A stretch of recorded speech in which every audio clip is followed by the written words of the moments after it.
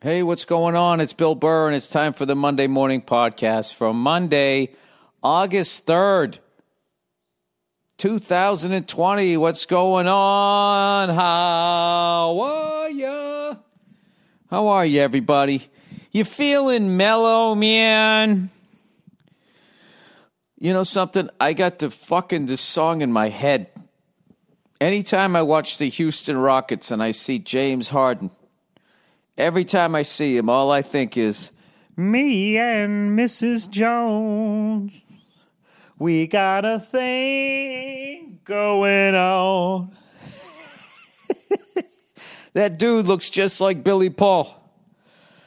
And I know it's wrong every time I see him. I mean, I know I'm watching Hoop, but all I'm thinking is, me and Mrs. Jones, Mrs. Jones, Mrs. Jones, Mrs. Jones. What is that song about? Is it about the obvious? Is the dude fucking around, having an affair? Or, as someone suggested on the internet, he's talking about getting high. Oh, shit, is there like two meanings? Mrs. Jones, you got a Jones. We're going to meet the same time, tomorrow. Even though we know it's wrong, right? Anyway, I got to be honest with you. I actually have really been enjoying the NBA games with the virtual crowd. I think it's all right. The NBA was like notorious for constantly cutting to famous people sitting on the side of the in the crowd. Like, who gives a fuck? Holy shit, it's the guy from the Phantom of the Opera. Look at him. He doesn't like that call. Why do I give a shit? I know there was a bunch of hockey yesterday, but somehow I ended up missing it. I missed all of it. And my Bruins lost to the Flyers. And some cunt sent me a fucking email from Philly. Because what else would they be doing other than celebrating a fucking hockey win in August? Fucking douche even brought up the Eagles. It's just like, why would you do that to a Patriots fan? We won 6. I don't understand bringing up the fucking Eagles. What, because you won the last one? We beat you the one before. You went 1-1 with us. You fucking QB puked in the fucking huddle on the final goddamn drive. Great, you finally won a fucking Super Bowl. Your first title in 60 years. All right, I mean, I guess if you want to talk shit about it. I actually literally have to remember that loss. That's how many fucking titles we won. But this is a big thing. How long will it be before the Patriots win another one? What's going to happen first? Will the Patriots win another Super Bowl or the fucking Flyers? And they have like a 50-year drought. All right, so was that like the playoff game? Bruins Flyers, overreaction. Bees in danger of earning low seed from round robin. Yeah, I don't get. We immediately go to the playoffs here. The round robin. Flyers beat Bruins in NHL round robin game. Okay. Flyers stay hot. They stayed hot. Okay. Stayed hot from what? This was like the first game back. You talking about the exhibition? Whether you weigh their last few wins at all that much or not, the Philadelphia Flyers remain on a roll. The Flyers beat the Bruins 4-1 in the first NHL return to play round robin game on Sunday. Heading into the pandemic pause, the Flyers saw a 9-game winning streak end against the Bruins. Being that the Flyers won on Sunday and also their exhibition against the Penguins, this team has been on quite an upward trend. Jesus, I mean, that's a bit of a stretch, wouldn't you say? If you fucking won 8 games 4 months ago and had a 4-month layoff. I tell you, these guys just keep rolling along. You think the last 200 days they didn't play? All right. I guess that's worthy of talking shit. I have no fucking idea. I don't even know what's going on. I mean, are you really going to count this? You going to count this as a fucking Stanley Cup win if you win? This was like when the Redskins won that Super Bowl in the early 80s, when like some of their wins with scab players and shit. I don't know. I do know this is if there is a way to fuck it up and give somebody an unfair advantage, the NHL will figure out how to do it. So I don't know. I have no idea how the whole round robin thing wins. All I know is we're one game back, and the Flyers beat the Bruins, and evidently they're on one hell of a one-game roll. Well, good luck to you and the Flyers, sir. I don't give a shit. I actually like the Flyers, and I can actually remember when the Bruins won their last cup, It's that fucking song Joe Bartnick sings. Have you ever seen the Flyers win the cup? Have you ever seen the Flyers win the cup? If you have, you must be crying because you're close to dying. Have you ever seen the Flyers win the cup? I mean, Jesus Christ. Fucking talking shit. Last time you won, Gerald Ford was in office. The big University of Michigan star. So there you go. Congratulations to them. I think the Celtics lost. We lost to the Milwaukee Bucks, who are looking great. They were a number one seed in the East. And we're wearing these uniforms. I'm like, what the fuck are those? And it said Cream City on them. They had a cream-colored jersey, and it said Cream City. I'm like, what in the fuck is Cream City? Milwaukee's one of my favorite cities. I've been there a zillion times. I love it more and more every single time. And I love when people say, hey, where would you live? I said Milwaukee. They always look at me like I'm fucking around, which is, I'm like, great, the secret's still not out. All right, Milwaukee, Cream City. I looked it up. And it has to do with the fact that Laverne and Shirley got so much dick during that sitcom. No kidding. Cream City. It's because of the brick, I guess. That cream-colored brick. Cream City is a cream or light yellow-colored brick made from a clay found around Milwaukee, Wisconsin, in the Menominee River Valley. It's so weird how we went in there and just committed genocide against the Native Americans, just completely wiped them out, and then named shit after all of them. On the western bank of Lake Michigan, these bricks were one of the most common building materials used in Milwaukee during the mid and late 19th century, giving the city the nickname Cream City, and the bricks the name Cream City bricks. Characteristics: Cream City bricks are made from a red clay containing elevated amounts of lime and sulfur. This clay is common in regions of Wisconsin, especially near Milwaukee. When the bricks are fired, they become creamy yellow in color. You know something? Dean Del Rey keeps showing me this shit. He's like on Instagram following this cheap houses account. And so many of them are like in the Midwest. And I will tell you something right now. There is nothing more scary than a super old home in the Midwest. Every single one of them looks like fucking Ed Gein is going to be coming down the goddamn stairs. They're absolutely terrifying. Those old houses with the fucking wood and all that, because they're always empty. In the middle of fucking nowhere, and you're like, Jesus Christ. How many crimes against humanity have happened in this fucking house? I saw one in the middle of Kansas.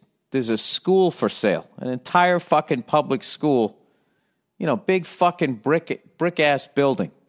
Enough to hold all those baby boomer kids way back in the day and all the land. They want $25,000 for it. So I was texting some buddies of mine that make movies. I'm like, you should fucking buy this thing. You'll have a location for the rest of your career. This fucking school could be a goddamn office building. It could be a nut house. It could be a school, a precinct. You could dress it up anything you want it to be and just fucking become the Tyler Perry of the middle of fucking nowhere in Kansas. None of them bid on it. I can only imagine the fucking problems that are in there. But you got to see the picture. They're this thing. They still have the old fucking desks in there. When I say old, fucking old. Like Little House on the Prairie old. Maybe not that far back, but like desk kids probably used to dive under when they would take they would do those practice. The Russians are coming to bomb us. Anyway, so Milwaukee, known as Cream City because of the Cream City brick. Who the fuck knew? Anyway, so I was last night. My wife was watching this friggin' show about a serial killer, and I'm like, I don't want to watch this right before I go to bed. She's like, no, I just want to see it. It's like really interesting. It came in the middle of it. It was about the Golden State. I almost said warrior. The Golden State killer. That guy, you know, where he just fucking raped and killed all these fucking women, and then that shit that came along, you know, where you send your DNA into the internet. One of the dude's relatives sent it in, and it was a close enough match that they knew it was part of the family, and they kind of narrowed it down to this guy.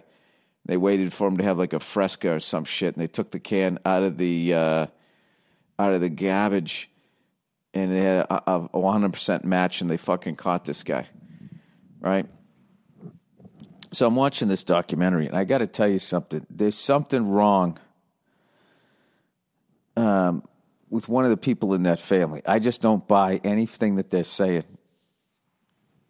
It seems like they're just saying what they're supposed to be saying, and I got halfway through that, and I'm like, wait a minute. Can being a serial killer, is that like, you know, if you got like music in your family? If you have a serial killer, you know, and all of a sudden, you know, it skips a generation, but then somebody just sits down and can play the fucking piano, you know? Does that happen with like, let me look that up. Another fucking stupid thing on my goddamn search engine.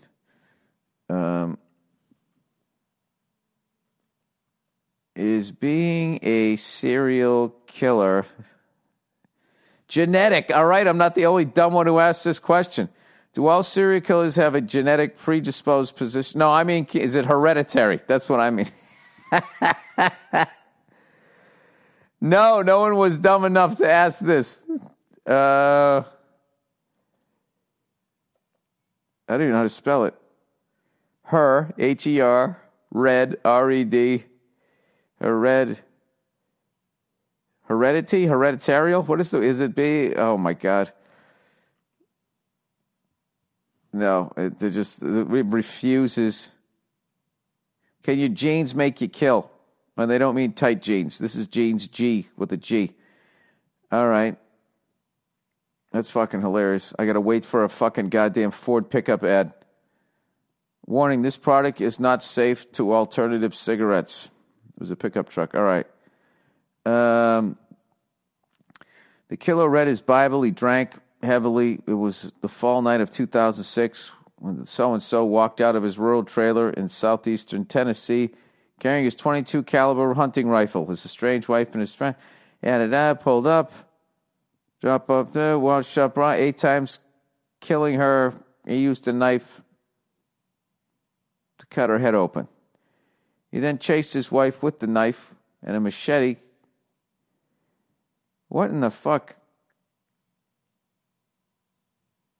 There he told his frightened children, come tell your mama goodbye, because it was the last time they'd ever see her. Miraculously, his wife managed to slip his grasp and escape.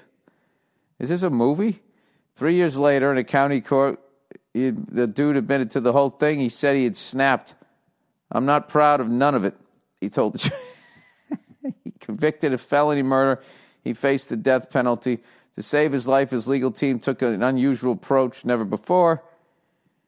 They said he had a generic variant on his X chromosome, the one that coded. All right, well, okay, so you got a bad chromosome. You got to go.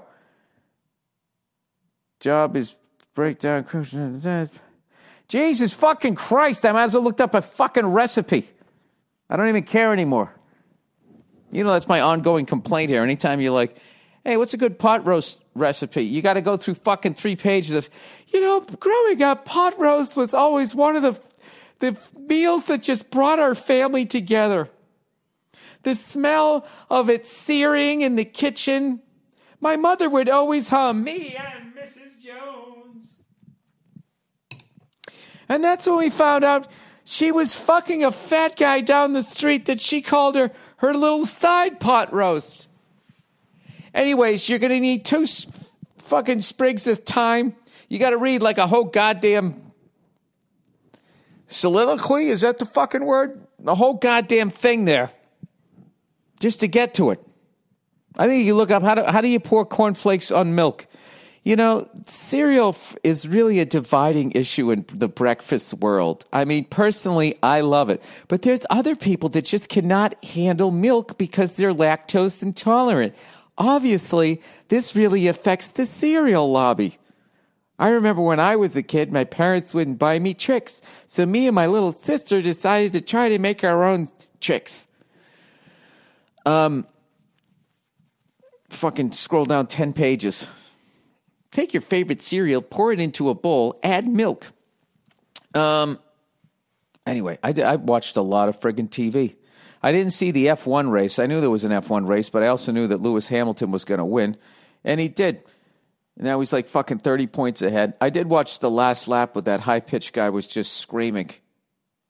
And Lewis Hamilton's car is falling apart, and he still wins the race. He just wins every fucking race. He already has like a fucking 30, 40-point lead. I mean, he's just too goddamn good. The guy won the race on like 3 tires, like fucking stroke a race. That shit's only supposed to happen in the goddamn in the movies. I actually kind of stopped watching F1 because I was starting to have this irrational hatred of Lewis Hamilton simply because he was so fucking good and was winning. He was so good, he was making it boring. And then I'm like, why am I bothered by this guy dominating like this? It's like, well, you know, because I turned on to see a race. I want to see racing. I want to see passing. I want to see excitement. I don't want to see, and Lewis Hamilton is the first one out of the first turn, and we all know that the race is already over, even though there's 70 laps left. I will tell you a great documentary you got to watch. You got to watch the Robert Foster documentary. He's this legendary record producer who just has like this gift where he can, you know, hear a hit, make a hit, and all of that. But I'm got to tell you something, man. You watch this documentary. This dude is the closest thing to like if like Ron Burgundy was a real person. I mean, the guy's fucking ego is like, I don't even know where to begin. The stories that he told about himself, none of them had a left turn. Every one of them was, I had to do this and I didn't have enough time and I fucking crushed it. He's like, when I was a kid, my mother played on the piano and I immediately said, that's an E. And she was like, what? And I was like, that's an E.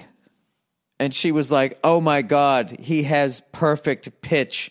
He was telling these stories about himself. Then he told this weird story how like he had like 4 or 5 sisters and his mother every morning would feed them like soggy fucking cornflakes and then make him bacon and eggs with toast every morning. And you're like, oh, well, there it is. You were the little prince, and all the other ones were like scrubbing the floor with toothbrushes. And at no point was he sort of alluding like, you know, it was fucked up. She was there playing favorites like that. The best part, right, is all the people around him who are just sitting there talking about how fucking amazing he is. You know, none of them questioning the guy's ego. This one fucking poor woman, I don't know what he had on her, but she's just like, you know, it's about time you did Broadway. I mean, she's literally pointing to a fake watch on her wrist. He's sitting there going like, fucking, I don't know. I can't even get it. It was like, and then Barbara Streisand told me she wanted an album that was all synthesizers. No drums, no bass, no French horn, no bassoon. And I got to tell you, I killed it.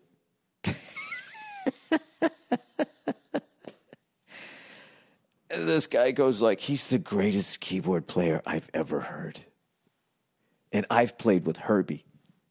He's talking Herbie Hancock, right? And then they cut to David Foster, and he's working with Chicago.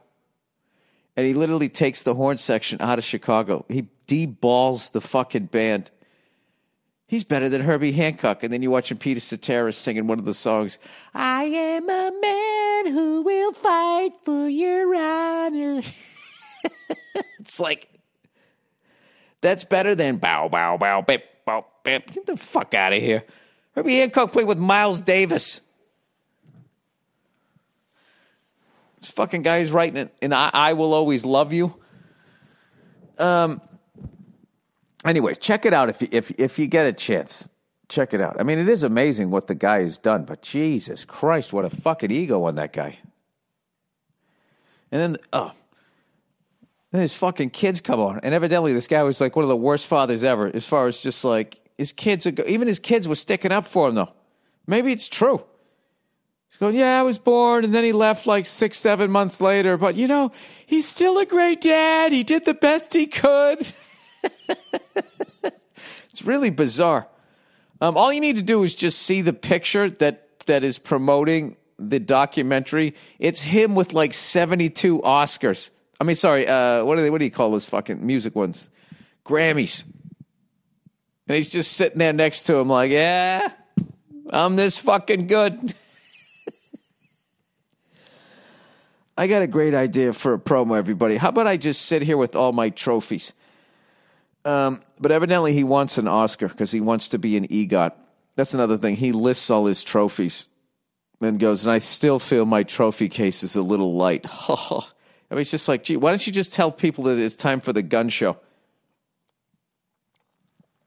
Anyways, I think the only reason why Chicago didn't get more shit for the songs that they did in the 80s was because Phil Collins was doing all that other stuff.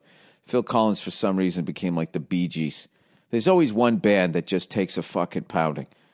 You know, I don't know who it is this decade or last decade. I remember 2 decades ago, it was like Nickelback. And then the decade before that, who took the pounding? One of those rap metal bands, probably. I got no idea. There's always just somebody just out of nowhere, just all of a sudden. Everybody was buying their albums, then out of nowhere, they just get a ton of shit. So in the 80s, it was like Phil Collins, maybe Milli Vanilli. In the 70s. Well, I can't say that. I think in the 90s, it's the decade after when people then look back, going like, hey, man, that band's fucking lame. It's like, oh, the one that we all listen to? Now we're all trying to walk away from the style, man. Sorry, I have no idea what the fuck I'm talking about here. It's 22 minutes in. Maybe it's time to do a little bit of fucking reads here. People, I'm trying to put together a fucking stand-up tour here. Because at some point, I also have to go out and I got to earn some fucking money here, you know? Got a house to pay for. I'm trying to figure out how I can do it. Like, the show has to go down where nobody at the show gets COVID, obviously. So that's the part that we're working on. Oh, it's easy to protect the person on stage, you know? But it's the people in the crowd there. Like, how do you work it? If you get one of these stubborn fucking people that refuses to wear a fucking mask, or the ones that walk around wearing the mask and have it underneath their nose, what do you do with that person? I don't know. But the mask shaming is getting crazy. I saw this video on Instagram where these two, what sounded like young people, were just yelling at this fucking, the woman looked like a retired witch, this old white lady with like white hair and shit. And they're just yelling at her. It's like, well, you fucking leave her alone. She's somebody's grandparent. You know what I mean? She has it. She's going to fucking die from it. And they're just hounding her, screaming at her. So then she comes over and she fucking coughs on them, which is inevitable. It's like, how much shit can you give your waitress before you know she's going to spit in your fucking tea? You got to go easy. And they're fucking sitting there yelling at them. Then when somebody coughs on them, they're like, call the police. That's it. Call the police. And then they both got fucking charged with being douches. I hope they put them in the same goddamn cell. Anyway, what else? I'm sorry. I'm in a fucked up mood because I saw yet another thing happen to a comedian where it's just like, it's accusations and then people just like sign off on it before the person can even defend themselves. Now, I mean, and you're just sitting there going like, were you there? Aren't you like me? Like, I have no idea if this is true. I have no idea if this happened. I don't know if it didn't happen. I just know there's some people saying something happened. And then my favorite fucking thing is the bitter-ass comic, you know what I mean, who uses that situation as an excuse to air their personal feelings about that comedian's act. I mean, how fucking low can you go? Jesus Christ. Somebody's laying on the side of the fucking road. For all you know, could be innocent, and you take the time to be like, you know, it's always like, you know, I can't believe this fucking guy, blah, blah, blah, blah, blah. The shit they've just been accused about, and then there's some sort of criticism about the act. I thought his biggest crime was that he was called a comedian. It's just like, wow. Wow. What kind of fucking person are you? What kind of fucking person are you that you take that you'd use, you know, people are trying to suggest that a sexual assault happened here. And you're going to use that platform so you can get out your fucking bitterness about where your fucking career is at. Unbelievable. Unfucking believable. So, this person actually made a video, and in the video, you know, the part that I love is they're fucking sitting there saying how their people around him were advising him to not say anything. Just let the news cycle pass. It's just like, I don't understand why the accused person can't defend themselves. It's fucking nuts. And I don't get how all of these people are signing off like, yeah, this makes sense. This seems like the right solution for this. So I'm actually, you know, happy the person ignored it and actually made a video. And hopefully people will start doing that again, and due process will return. And hopefully this time, due process will actually work for victims if they were actually victims. I mean, isn't that the logical way you should be looking at this, rather than just being like, somebody said something happened. All right, that's it. That means it happened. Hey, I'd like to defend myself. No, you shut the fuck up. All I need to hear is an accusation. I don't need any fucking evidence whatsoever. Blows my fucking mind. I understand regular fucking people. They're bored right now. They're in the middle of a fucking pandemic. So, yeah, throw someone to the lions for my fucking entertainment. But to see fellow comedians jumping on this shit, and you want to be like, oh, so evidently you were there? You know, or did I don't know what fucking evidence you have that makes you that fuck. But what it really comes down to, I then fucking see, is it always comes down to they don't like him as a comedian. Jesus, what a complete fucking piece of shit person that you would do that to somebody. You know, not saying whether the person accused is innocent or guilty, because I have no fucking idea. You know, that's why you have a fucking trial. All right, let's do a little bit of reads here. Let's do some reads. All right, Helix, everybody. Helix.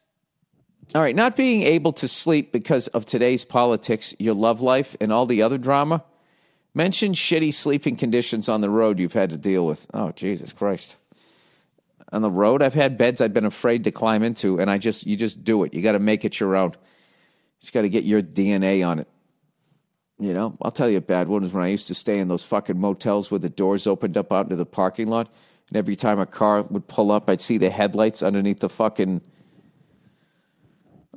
goddamn door, and you're just going like, just one good fucking kick, and that door is going to come flying open, and I am in here without a weapon. I'll tell you, I understand people buying guns. When you fucking stay in a goddamn motel that opens up into the goddamn fucking parking lot. Anyways, Helix Sleep makes personalized mattresses made right here in America. That's good. We make weed, we make mattresses. And ship straight to your door with a free no-contract delivery. Free returns at a 100-night sleep trial. Gross. To choose a mattress, Helix made a quick quiz that takes just 2 minutes to complete and matches your body types and sleep preference to the perfect mattress for you. If you like a mattress that's really soft or firm, ladies, you sleep on your side or your back or your stomach, you sleep really hot. With Helix, there's a specific mattress for each and everybody's unique taste. I love Helix, but you don't need to take my word for it. Helix was awarded the #1 best overall mattress pick of 2020. They did it again by GQ, Wired Magazine, and Apartment Therapy. Just go to helixsleep.com/Burr, take their 2-minute sleep quiz, and they'll match you to a customized mattress that will give you the best sleep of your life. They have a 10-year warranty, and you get to try it out for 100 nights. Gross. Risk-free. They'll even pick it up. Gross. And give you a full refund if you don't love it. But you will. Right now, Helix is offering up to $200 off mattress orders for our listeners. Get up to $200 off at helixsleep.com/Burr, HELIX. Oh, shit. Look who it is. Whoop. Whoop, everybody. Whoop. There it is. Sorry. If you're going to mention the PGA Tour, this is how we have to technically phrase it. Whoop has been all over the news lately. After the PGA Tour procured 1,000 straps for its golfers, caddies, and staff to help everyone at tournaments stay safe throughout this pandemic. Whoop has been using respiratory rate to help members detect potential signs of illness before other symptoms develop. Thank God. Thank God for science. Whoop can help anyone perform better, whether it's preparing for a golf match, race, meeting, etc. Whoop can plan out your day and make even smarter life decisions to help you feel better than ever. The Whoop Journal and monthly performance assessment allows you to track the decisions you make during the day and actually see what impact those choices have on your recovery, sleep, and strain. Whoop. Tracks all 4 stages of sleep: slow wave, REM, light, and awake, and can tell you how much sleep you've gotten down to the minute. Their sleep tracking has also officially received third-party validations. Strain Coach is a feature that allows you to plan your workday to hit your target exertion level. This is really fascinating. I almost want to use this for something that I've been doing with my drumming. Hang on a second. Plan the workout that your body is truly ready for. Check your progress in real time and finish your workout when Whoop has let you know you've pushed your body hard enough. The key to Whoop is that you wear it all day long and never miss a beat. Whoop has a really smart charging system where the battery pack slides right over the top of the strap so you can never...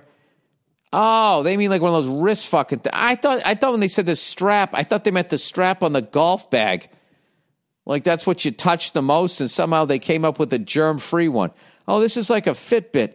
You won't ever have to worry about losing a night's sleep or missing a workout. Whoop is offering 15% off when you use the code BURR at checkout. Go to whoop.com, WHOOP.com, and enter the code BURR, B-U-R-R, to save 15% off. Sleep better, recover faster, and train smarter with Whoop today.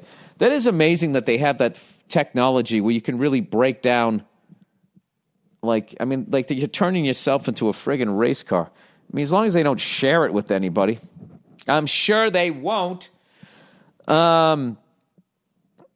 I've been doing this thing with drumming as I've been, the drum lick that has eluded me forever. And I've really realized it's the Bonham good times, bad times thing that I've been talking about forever. It's just eluded to me because of my practice was flawed. I would try, I didn't have the technique, and then I would try to go too fast, too quickly, and then I would get discouraged and I would move on to something else. And then I would come back and I would do the exact same thing that, led to me not being successful the previous 59,000 times. So what I've been doing is before I play drums is I stretch for like 20 minutes because I'm fucking old. Do a really good long stretch. I get totally relaxed. And then I go in the drum room and I just start playing, and I play as slow as possible. Not as possible, just like really slow, and just slowly warm up my hands, my feet, legs, and the whole thing. And then when I go to do the good times, bad times thing, I just warm up super fucking slow and just gradually increase it. And I don't have any goal other than I am going to practice this lick really slow. And then I'm going to ramp it up to where it's comfortable and then push myself a little bit. And that could be a little bit further than what I did, yesterday, or it could be a little bit slower. I don't care. I'm just going to fucking do this. So I've been doing that. And when I play, it's like I'm going to be really relaxed. So there's like these 2 bars that I play when you come out of the solo before he plays that lick fucking 10 times in a row, back to back, towards the end of the song. And what I say to myself in those 2 bars is I just say, as I'm coming up to it, is I just tell myself to relax. And who gives a shit, if I pull it off? Just make sure you get that first one. And what's been happening is I'm actually staying relaxed. And then when I get that first one and I come into it relaxed and I get that first one off, I just sort of lock into it. And now all of a sudden, the speed is coming. And I've been able to play it. Last night, I got the 16th note triplet 3 times in a row at 90 BPMs, and the song is 95. It's the closest I've ever gotten. I can't play it 10 times in a row, but I did play the 10 times in a row lick at 80 BPMs comfortably, and I almost played it at 85 before it sort of crapped out. So now I'm just like, great. So then I went back down to like 75, and I just sort of played the whole song, jumped around the song, I got like the sheet music, and just sort of locked that in, that just feels relaxed and regular. And then I ramped back up to 80, which was way easier at that point, and I just sort of played that, and then I stopped. And I don't know, that's been working for me, because I think pretty much everything, from paradiddles to everything, I never fully got up to speed because I am really fucking impatient, and I sit down scatterbrained, and there's like 50 fucking things I want to learn how to do, so I do all 50 things for like 18 seconds each, and nothing really gets better, and it all gets it's all sloppy, then it sounds like shit. So I've had to figure that out about my brain, and now when I sit down, I have to have my brain like totally clear, and I really have to just be like, nope, we're just working on this. We're just working on this, and then I apply a bunch of shit that I learned from Dave Elitch back in the day when I could actually go get a fucking lesson, face to face. I just applied all of this stuff as far as like relaxing, how I'm sitting, and I don't know. I think if you go beyond that, if you have a good teacher, if you really sit there and figure out how your brain works and what you're doing to contribute to not being successful. I came in last night, I was like flying. I was like, I can't fucking believe I did all this. That's the fastest I ever played that. So that's going to be my new approach when I'm downstairs. I always get nervous when I start talking about drums for too fucking long, that people can be like, all right, Bill, we get it. We don't all fucking play drums. All right, Stamps.com, everybody. As we slowly adjust to the new normal, is this how it's going to be forever? We still need to be smart about how we do business. Luckily, there's Stamps.com to make things easier. Thousands of small business owners have discovered the benefits of Stamps.com in recent months. Yeah, you don't have to go to the post office and risk getting infected or passing along the disease. They've been able to keep their businesses running and avoid the crowds at the post office, all from their own computers. Stamps.com offers UPS services with discounts up to 62% and no residential surcharges. By the way, why can't everybody just go to work with a mask now? And they just do that thing where they take your temperature. I'm not saying that it's totally foolproof, but just to give people a financial fucking break here. Anyway, you've heard me talk about Stamps.com. They've been sponsoring the show for over 7 years now, and if you haven't tried it, what are you waiting for? Stamps.com brings all the mailing and shipping services you need right to your own computer and the comfort of your own home or office. Whether you're a small business sending invoices, an online seller, shipping out products, or just working from home and need to mail stuff, Stamps.com can handle it all with ease. Once your mail is ready, just leave it to your mail carrier, schedule a pickup, or drop it in the mailbox. It's just that simple. And like I said, with Stamps.com, you get great discounts Two, 5 cents off every stamp and up to 62% off USPS and UPS shipping rates. 5 cents off every stamp. I mean, that's going to add up, people. Every 20 things you send out, you saved $1, right? $5 foot long, right? You send out 100 fucking packages, all of a sudden you got yourself a free sandwich. Right now, my listeners are get a special offer that includes a 4-week trial plus free postage. Right now, my listeners... Oh, I just read that. Right now, my listeners get a special offer that includes a 4-week trial plus free postage and a digital scale without any long-term commitment. Just go to Stamps.com, click on the microphone at the top of the homepage, and type in Burr, B-U-R-R. That's Stamps.com, enter Burr. All right. Now it's time to say goodbye. Did I read all at once? I guess I did. I got to get into hockey. I'm actually psyched that Philly fan wrote in that shit. Get me going here. Guest in own home. All right, here we go. Hey, Bill, I hear you on the wife feeling like you're a guest in your own home. I'm an airline pilot and have been home way more than ever, which I took as a good thing, but apparently I'm screwing up her and the kids' routine. I just keep biting my tongue thinking what the routine would be like if someone wasn't off working to pay for all this shit. Rant over. Love the podcast. Stand up and F is for family. Thanks and go fuck yourself. Yeah, I mean, you need to understand her and she needs to understand you. Because, I always see, with professional sports athletes, right? Professional athletes. They provide an amazing, obviously, lifestyle for everybody to be living. But then, they're not home a lot. So what happens is everybody gets into this fucking groove that doesn't involve you. And then all of a sudden you come home and then, you do disrupt it. So, so there's that weird thing that she is right that you are disrupting the routine, but, it would be nice if she also acknowledged that you're paying for the routine. But that's not how it works. I found that when you actually make a good point with the woman, that automatically means that you just somehow threw something in their face rather than you brought up a point to defend your own position. Well, you don't need to throw it in my face. I didn't throw anything. I just said it.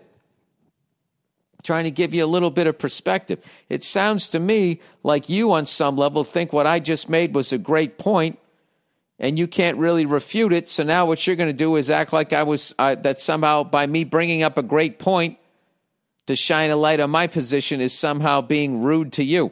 Am I supposed to just sit here and be a fucking punching bag? That is fucking amazing that you're a fucking airline pilot. So you probably have 300 people's lives in the palm of your hand for the better part of anywhere from 3 to 6 hours.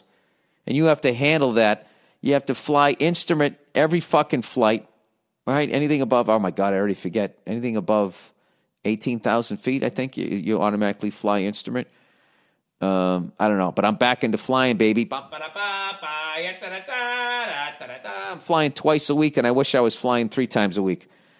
My auto rotations are getting really, really good. Last time I flew, I was really working on that last part of it where I don't bring the nose up, and make my RPMs go up and I lose my airspeed, to stay level and just wait to do that flare. Once I get that down, then there's the last little part, just leveling out and pulling power right before you settle down onto the ground. I did a great flight, went out to Camarillo Airport the last time, and I used this 4Flight app that I literally sat down and I watched this guy give an hour and 7-minute instructional thing on, and now I get it. And one of my favorite things about the app is they actually have a 3D picture of whatever airport. So if you're not familiar with the airport, you can actually look and get a 3D visual of what the approach is going to look like. You combine that with the map of the airport, and then you take an airport that you were totally unfamiliar with, I would never say that I'm familiar now because I hadn't gone to it before or hadn't gone to it in a while. But you're just so much, you have this picture in your head. You got all the taxiways and everything, the runways, and you got the whole fucking layout.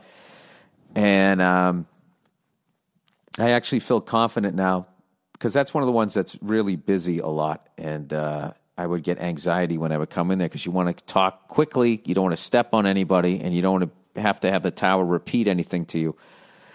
So what I would normally do is just transition, which means I would just ask to fly through their airspace, which is the easiest thing. But this past time I actually did some pad work at the North Pad that they have there or whatever. And I had a great time. Although I got a little frustrated with some stuff. What I'm really learning is it's just like drumming is that, I've really been like holding on too tight with the controls. Is you want to be like, the looser you are, the more information you can take in as far as like what the helicopter's telling you. Most importantly, which way the wind's coming from.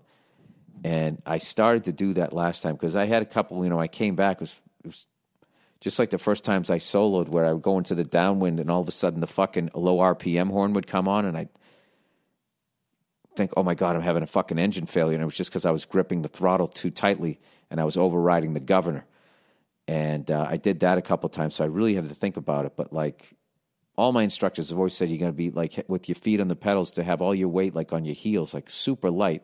And when you're pushing down either your left or your right foot, the other foot is not even touching it's barely touching, I should say, the other pedal. And I don't know, like you just want to like, because I don't know what it is, like, I don't know, the more nervous you are, the less comfortable you are, the more rusty you are, just the tighter you're holding onto that thing. And then exactly what you don't want to do, which is fight the thing, ends up fucking happening. And it's the same thing as like playing some drum lick that's super fucking fast, is if you tense up, it just all goes to shit. So, I don't know. Like I said, I'm flying a couple times a week. I'd like to fly 3. 3 would be fucking huge for me as far as, because it always ends up being like a 3-4 day layoff as opposed to like if I flew every other day, how good I could get would be awesome. So, but I also have responsibilities here at home, so we'll figure it out. Anyway, I'm babbling now. Babbling on. All right, let's read the next one here. All right, guest in own home. Hey, Bill, I hear you on the wife. Oh, no, sorry. I already read that one. Okay, aging out of MotoGP. Hey there, Billy Burquez instead of Marquez. Love your stuff, yada, yada. What makes Rossi's age impressive is, okay, so Valentino Rossi is like 41 years old, and he's still competing at the highest level in motorcycle racing in the world, and he gets on the podium still like once a season or so. So I was like, well, it is the machine and all that. What is it about his age? Why is it so hard to keep riding at his age? Does your body break down? Taking all those G's, obviously falling off the bike and shit. So anyways, the person says, the usual stuff that a lot of, this is what makes it impressive.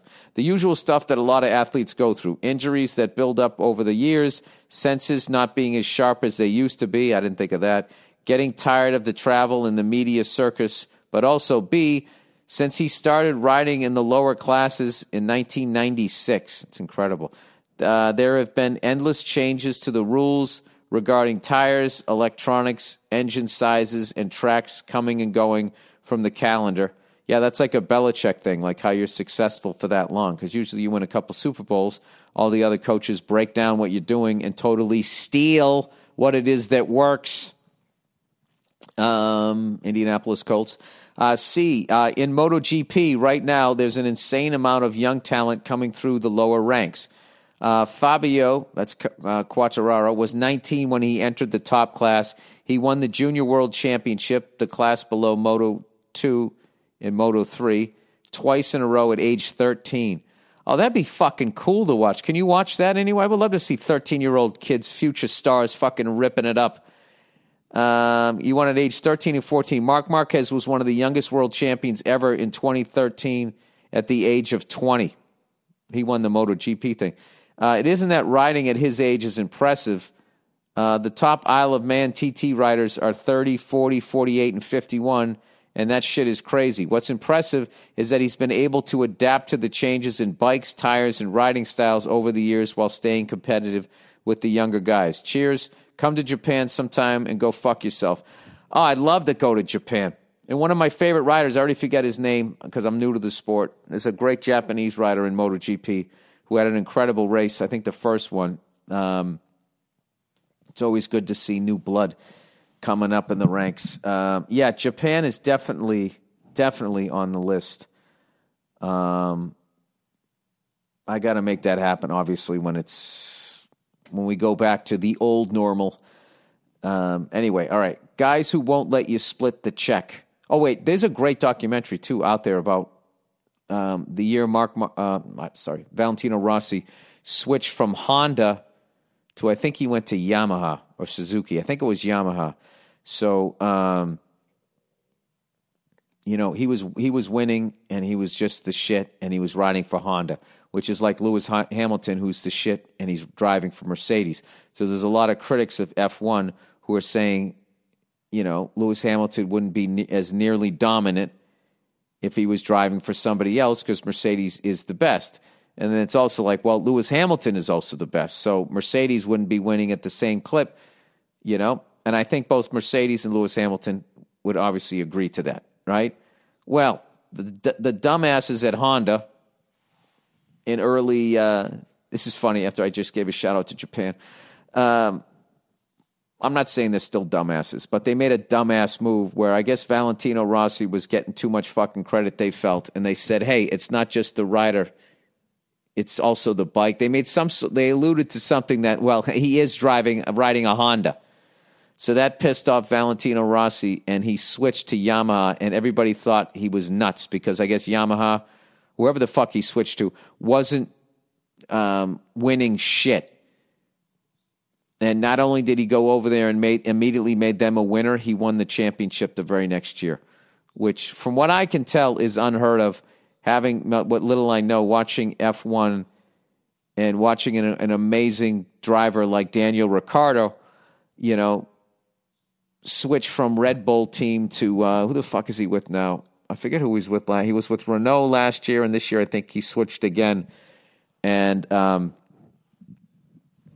it's literally like football, where if you like, one of the worst things to be is the top QB prospect in a draft because you're going to go to some shit fucking team with no offensive line, and then people, who knows how good you could have been if you were maybe the third ranked guy and you actually went to a competitive team that had an offensive line with an older quarterback and they worked you in, and you had a good quarterback coach. You didn't have fucking a new QB coach every fucking year. Like happens to a lot of people out here. So that really is interesting. Anyways, all right. Guys who won't let you split the check. What's up, Bill? Love the podcast. Okay, one thing that I find extremely annoying is the guys have to pay convention on dates. I'm in college and the guys I date are in college, so I know that neither one of us had that much money to spare. It seems kind of fucked up to me that being in a relationship is like a money-saving tool for women and a huge financial burden for men. Yeah, I would say that. I think it was that way back in the day because women weren't allowed to work. And then also, once you married a guy, like he could fucking lord over you when you were like his property. So you couldn't even vote. I mean, to try and balance it out somehow is you had to go out and go buy the sarsaparillas. Anyway, some guys are adamant about paying for dates. I always was. Even when you're sincerely offering to split, parentheses, not some fake, oh my God, no, you don't have to do that bullshit. All right, is this like the coolest chick ever? She wants to pay. She's owning up to the fact that chicks do shit like that. All right, and this is what I wish happened in politics. So they wouldn't be screaming and yelling, where you could just be like, hey, Obama fucking drone bombed some weddings and, he kind of blew the oil companies. Okay, I can definitely give you that. But, having said that, this guy Trump's a little out of line here. then you could actually maybe have a fucking conversation. Instead of screaming at some old lady because she's not wearing a fucking mask. She's going to be dead soon. Just leave her alone. Anyways, which also puts me in a weird spot because it feels like since they bought my meal, now I owe them sex. Yes. Like prostitution, but with food as an intermediate step. All that considered, what do you say to a dude to actually convince him to let you pay for yourself? I don't know what you say, because that's a weird thing. That's got to be a weird thing for a woman where a guy insists to pay, because then you got to be sitting there going like, all right, what do I have on my hands here? Do I have an old school gentleman who's going to take his coat off and let me step on it as he walks over a mud puddle, whatever the fuck that is? Or do I have somebody that's going to be shoving their dick in my face because they paid for my fucking steamed spinach here? I mean, that's a hell of a thing. Hey, this is why I wish more women wrote in on this fucking podcast. Well, Bill, maybe if you didn't trash them every 10 seconds, they'd fucking listen to this shit. Fair enough. Yeah, because that's interesting, that then you're going to be sitting there being like, okay, I'll let you pay for this, but, that doesn't mean, you can take old Hank out in fucking 20 minutes when we're back in your Prius. Yeah, I would tell you this. At this point, the way things are now, I would be terrified as a young guy out there as far as just like, all right, I'll tell you this to all the young guys out there. If you even get a hint of vindictiveness or craziness, you gotta just fucking walk away. Like De Niro in Heat. You just gotta stand up and just fucking walk. I don't know. And then women, I don't know. You got to come up with some sort of fucking. There's got to be some sort of. Well, that doesn't really work if the guy's a monster. I don't know. There's really no solution because human beings, male and female, are just inherently fucking flawed. I will say to women out there, young women out there that are dating and all that shit, there's plenty of fucking dojos out there where you could learn some fucking grappling and jujitsu. I mean, that's my thing. I really think every fucking woman should learn how to do that shit. Then they probably abuse that power too. But, whatever. I'm just saying. Like, you could fucking... when somebody is going to sexually assault you, they got to get in close. All right? So if you're good at fighting on your back and you can put that person in an arm bar and there's no ref to tap out, you fucking blow out his elbow. That's it. Nothing kills a hard-on like a broken fucking arm. Or just put him in a triangle. I mean, I got to tell you, I would think, no matter how much a guy outweighed you, once you, I shouldn't say that. I should ask Rogan this, but like, at what level belt, okay, does weight class not matter if the other person has no grappling skills whatsoever, has no idea like, oh, fuck, they just did that, which means in another half a second, I'm going to be in a triangle or an arm bar unless I do this. I just think that would put you at like a tremendous, tremendous fucking advantage. That's something I really want to do, with my kids. I hope hope that, this thing ends soon and you can just teach your kids how to, defend themselves against, psychos in life. And then you just teach them, like, never abuse this power and all that shit, which I think is part of the dojo's responsibility down there. But I would definitely say that. Okay, hey, now you know how to choke people out. Just don't go fucking walking around choking people out. That's another thing, too. What if you knew your kid was a psycho? Do you then fucking let him learn how to do that? You can't have some Cobra Kai kid. Jesus, it's a fucking quagmire. All right, father-in-law offers car. Dear Billies are us. Congrats on baby number 2. Thank you. He is amazing, by the way. He is amazing, and watching my daughter interact with him is just one of the coolest things ever. She's head over heels for him. It's so awesome. Anyways, I'm 30 years old and just married the woman of my dreams. Congratulations. She loves the outdoors, is a drop-dead 10, and is in residency to become a surgeon to boot. Dude, you fucking hit the lottery. I work in the nonprofit sector and loved it, but was unfortunately laid off due to COVID. Sorry to hear that. I haven't owned a car for ages because I live in a PNW city with great public transportation. What is a PNW city? What in the fuck is that mean? That like I'm supposed to know that? PNW meaning. It says PNW serial killers? Oh, so Pacific Northwest. That's hilarious that I just looked up PNW and immediately said fucking serial killers. All right, Pacific Northwest city with great public transportation and protected bike lanes. Don't worry, I'm a biker who stops at stop signs and I don't wear that silly spandex shit. Dude, I love a bike lane.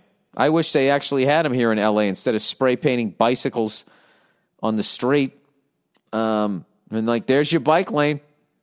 New York City has some great bike lanes where you're on the other side of parked cars. I mean, it's fucking amazing. Jersey barriers and all of that shit. Anyways, my new father-in-law reached out and has offered his 2002 Lexus with 130,000 miles on it for just below Kelley Blue Book value. It's a good deal, but I worry he might hold it over my head in some strange way. We haven't always gotten along for a few reasons. He's an asshole. He talks down to my wife. He believes if you aren't furthering science, you're not really working. Do I buy it? Fuck no.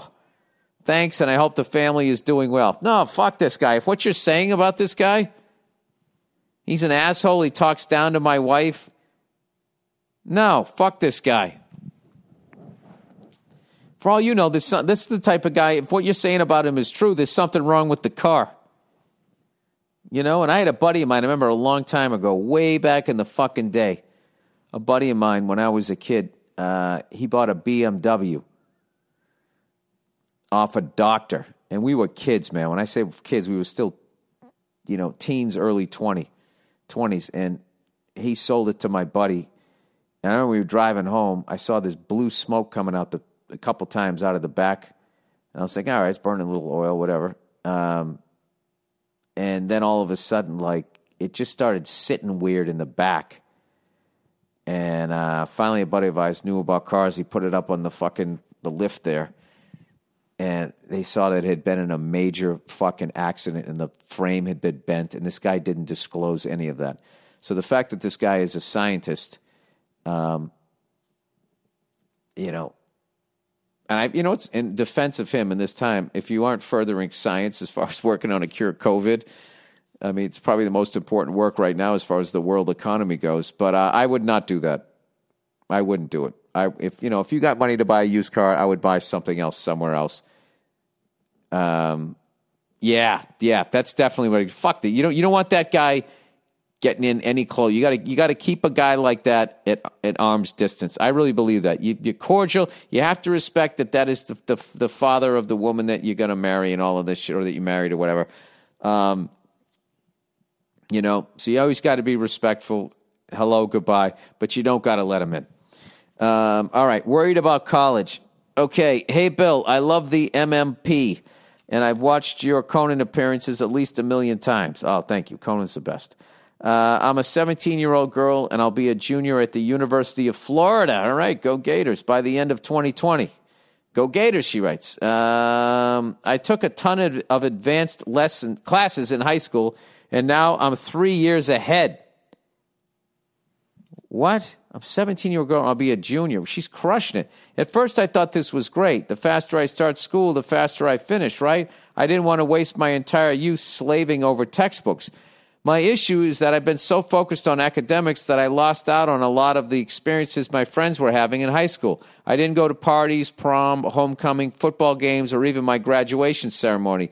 I'll stress that this wasn't because of my parents. I'm just insanely introverted, and none of these things seemed appealing. Well, I can relate because I didn't go to most of those things either.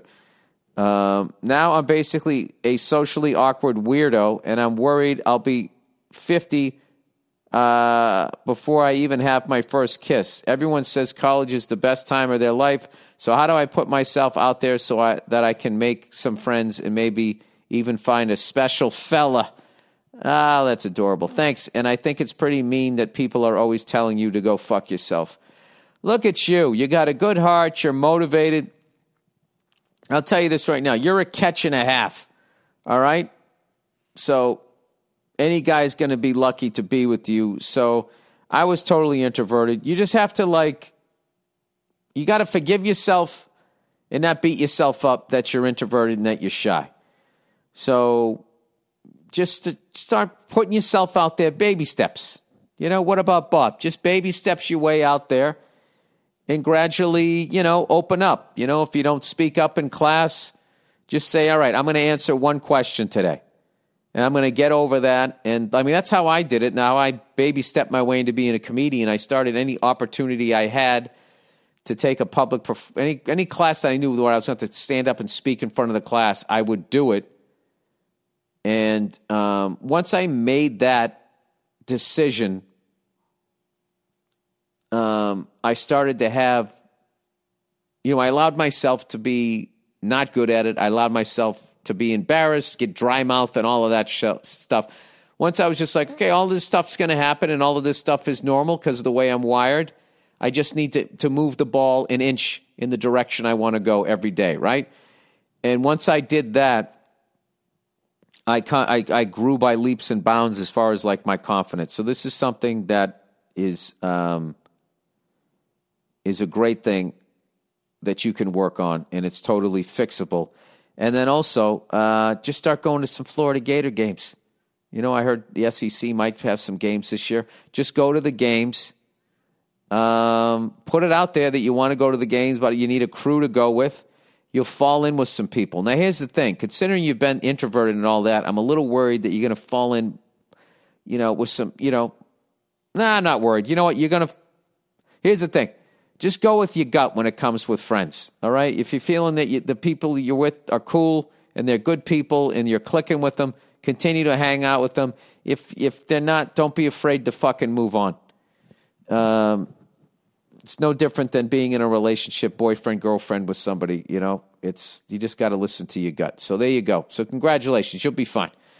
All right. Rambo helicopter. Bill, with your knowledge and understanding of helicopters, pretty limited. What's your take on helicopter scenes in the Rambos? Well, I always loved them, obviously. This is what I'll say about, not specifically Rambo, I'll just say in general in movies, is when somebody's getting chased and then they run over and start up a helicopter like it's a fucking car and then they just drive away. That's the fucking most hilarious thing, especially if it's like a turbine engine, like a jet engine. There's a whole startup procedure that I've watched. You should check it out. Look up A-Star 350 startup procedure. And there's a thing when you go to start it up where the engine is heating up and it gets up to a certain temperature, like 700 degrees, and then you have to back it down or something like that, roll down the throttle for a few seconds before rolling it back up, or you could actually burn down the fucking helicopter. You could actually have a fire because of what's going on in the background. So whenever I watch one of these movies and somebody gets in, even if you fly what I fly, there's a whole startup procedure, especially if the fucking engine is like ice cold, and you got to let the belts roll up. You got to let you roll up the power. They got a tension. The clutch light has to come out. There's a whole startup procedure. You can fucking do it. I guess you could just do it. It's not good for the engine or anything else, and I would be nervous about that. But I guess, if my option was getting eaten by fucking zombies, but even then, it takes a little bit for it to roll up to fucking speed. That's my only issue about it. And then also, whenever they shoot out the fucking tail rotor and then the person just spins and spins and spins and spins and spins, any helicopter pilot, unless they were brand new, the second you start spinning is you roll down to the detent is what they call it. So then it's basically like putting it in neutral. So now what's keeping the main rotor turning is the ship falling rather than the torque of the engine. So whatever. You've rolled down to neutral, so neither one of those, the tail rotor not working now, and the main rotor still spinning. You're not dealing with the engine turning that anymore, so there's no torque wanting to turn the ship in the opposite direction that the main rotor's turning. Jesus Christ. So yeah, you would roll down, and then with your pedals, what you had left from the they shot it out, so then you don't have that. Maybe you would. I don't know. I've never had my tail rotor shot out. So anyway, it's just, you know what? I talked long enough that you ended up learning what little I know about fucking helicopters. I know more than the average person, but I don't know shit. And that is a great way to go in life. Just know you don't know shit, because then you'll be open to learn new shit. By the way, Mrs. Jones was written by a guy named, or was performed, I should say, by Billy Paul. And I actually went down a rabbit hole listening to that guy, and I learned about some other singers that I had never heard of. Like if you Google Billy Paul, he talks about the singers that he was influenced by. And what's really cool is it's really a lot of female singers, because he feels that they did more with their voices, which I thought was really interesting. And then he brought up this guy. Where the hell is he? Let's see here. Nina Simone, Johnny Mathis, they all had a style, silkiness. And then there was a guy, Jesse Belvin. He said, one of my favorites. They used to call him Mr. Easy, Jesse Belvin. And this guy helped write Earth Angel. And unfortunately, he did a show in Arkansas. He died when he was 27. Got into a head-on collision in a car. And back then, those cars were just, the engine just went right into your fucking chest. Had a head-on collision and died, unfortunately, at 27. Super talented kid. He did a mixed race show. Him and another, I think, African-American act, and these old racist white dudes showed up, yelled a bunch of shit at the stage, which was the N-word and a bunch of other ugly shit, and then were kept pleading with the white kids to get up and leave. And there's a theory that he had his tires slashed, and that's what caused the accident. And if that's fucking true, man, what kind of a fucking human being could do that to somebody? And feel no guilt about it. And at the end of their life, if you have any sort of belief in any sort of a high power, not think that you're going fucking directly to hell for that one. Fucking brutal. So, I don't know. I got to tell you, I wish I was better at writing scripts, because to me, that's like, there's a fucking movie and a half there. Like, what happened? Like, no investigation, just... I don't know. How the fuck did they figure out all these years later, or did people know back then that it was possibly the tires were slashed? I don't know. There's been something to possibly look up. Jesse Belvin, Jessebelvin. All right, that's the podcast, everybody. Thank you so much for listening. It's so great that sports are back, and I'm hearing this news that they're able to get test results quicker. I think that that's going to be our way out of it. It's going to be testing, and eventually, the quicker you can test people and the more inexpensive it is, the quicker you'll be able to figure out who has it, who doesn't in your quarantine. And I think we're going to get out of this stuff. All right? And if that, don't yell at people who aren't wearing fucking masks. I mean, I understand getting them out of stores. I get that at this point. And I understand why people are yelling, because financially everybody's fucking hurting at this point. But screaming at them it's not gonna help. I mean, look at me. I tried to fucking make fun of them, and I never got more negative fucking shit in my life. I will say to people who don't think you should be wearing a mask to maybe watch some international sports, and you'll see that everybody is wearing masks, and so you don't think that it's a conspiracy against your guy, which I understand why you would think that, because he has been under attack the entire fucking time, as all presidents have been since Bill Clinton. You're just under attack the entire time you're trying to run the country, which is not fucking helping us out. All right? But anyways, that's it. That's the fucking podcast. Thank you for listening. Go fuck yourselves, and I'll check in on ya on Thursday. See you.